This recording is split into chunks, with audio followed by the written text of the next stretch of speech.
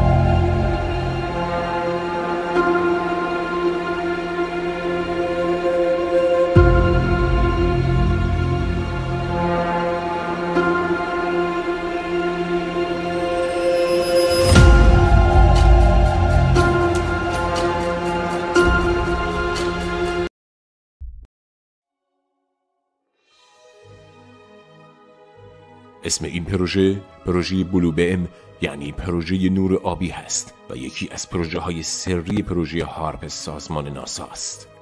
پروژه نور آبی با کمک تکنولوژی‌های نسل جدید تصویرهای نورمانندی از رهبران دینی و مذهبی مردم و یا تصویرهایی از اشیای مقدس رو روی زمین یا تو آسمونا نشون میده که مثل رویدادی مافوق طبیعی و خارق‌العاده به نظر میرسه و اینجوری میخوان انسانها رو تحت تاثیر قرار بدن. پروژه تو مراحل اولیه خودشه. با استفاده از هولوگرام تصویرهای ساختگی از مسیح و مهدی موعود، نمادهای مذهبی، باورها و اعتقادات مذهبی رو تو آسمون نشون میدن و میخوان فرد مورد نظر خودشون رو بین انسانها محبوب کنن. سازمان ایلومیناتی سال هاست که مخفیانه داره تلاش میکنه تا این بازی رو به نمایش بذاره و با استفاده ابزاری از علم تاریخ گذشته رو که معلوم و مشخصه عوض کنه. فیلم ها، سریال ها و کارتون هایی که میبینیم همشون پیام های زیر آستانه‌ای و پنهانی دارن که تو ناخودآگاه ما تأثیر میکنن. اگه ما نخواهیم هم این پیام ها به تدریج وارد ناخودآگاه ما میشن. تنها چیزی که مونده حمله نهاییه، یعنی پروژه نور آبی رو بیارن داخل زندگی انسان ها. سرج موناست اولین کسی بود که تو سال 1994 پروژه سری نور آبی یعنی پروژه‌ای که سازمان ناسا مخفیانه داشت روش کار میکرد و توی مطبوعات مطرح کرد. با اینکه پروژه لو رفته ولی ناسا همچنان داره روی این پروژه کار میکنه. سرج موناست دوباره به فعالیتاش ادامه داد تا اینکه 2 سال بعد از افشای این پروژه تو تاریخ 5 دسامبر 1996 دستگیر و زندانی شد. درست یه روز بعد از رفتن به زندان بر اثر حمله قلبی مرد. نظریه پردازان تئوری توطئه معتقدند که سرج موناست به خاطر افشای پروژه نور آبی تحت نظر بود و به همین دلیل هم کشته شد.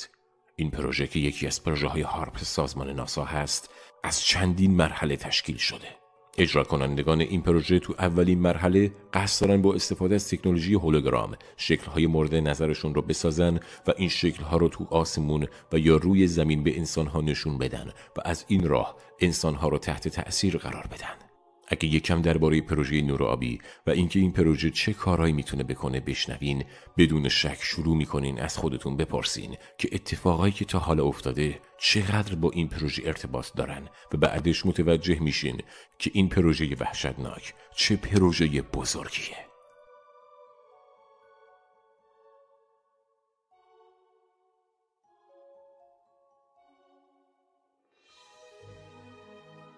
پروژه زلزله ساختگی.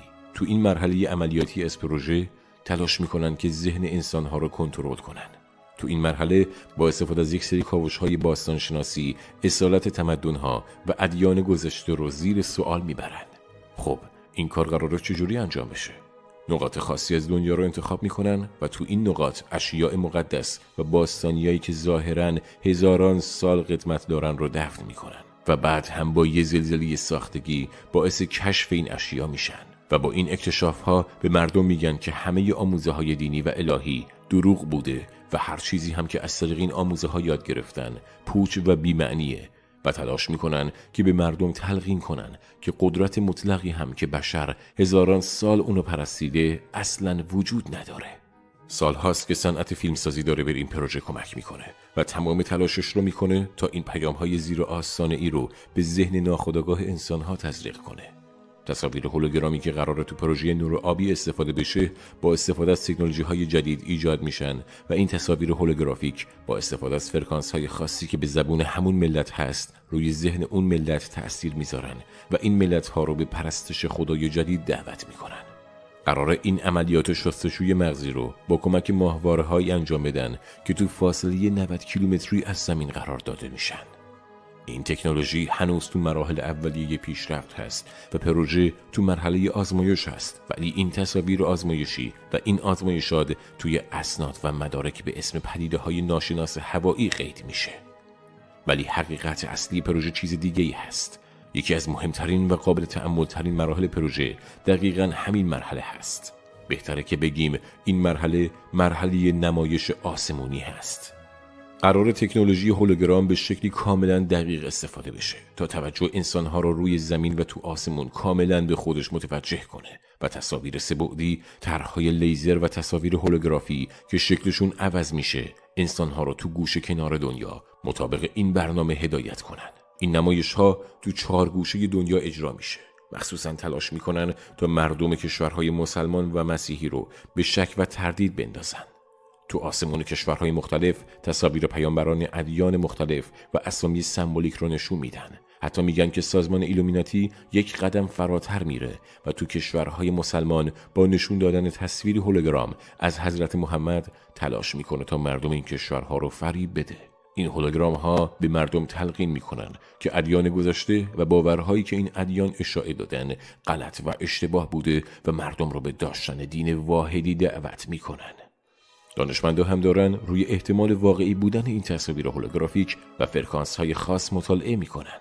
پروژه داره تلاش میکنه که حتی دانشمندا رو هم فریب بده. قرار دانشمندا رو چجوری فریب بده؟ توی پروژه مرحله نابودی ادیان دقیقاً شبیه پیشگویی هایی هست که قبلا درباره نابودی ادیان شده. تو قسمت آخر این نمایش که به صورت کاملا حرفه‌ای و ماهرانه آماده شده، مسیح جدید رو معرفی کرده و دین جدید رو هم به مردم دنیا القا میکنن. این نمایش اونقدر واقعی و مقبول به نظر میاد که هیچ کی نمیتونه باهاش مخالفت کنه و دانشمندای اون کشورها هم عاجز میشن و نمیتونن ردش کنن.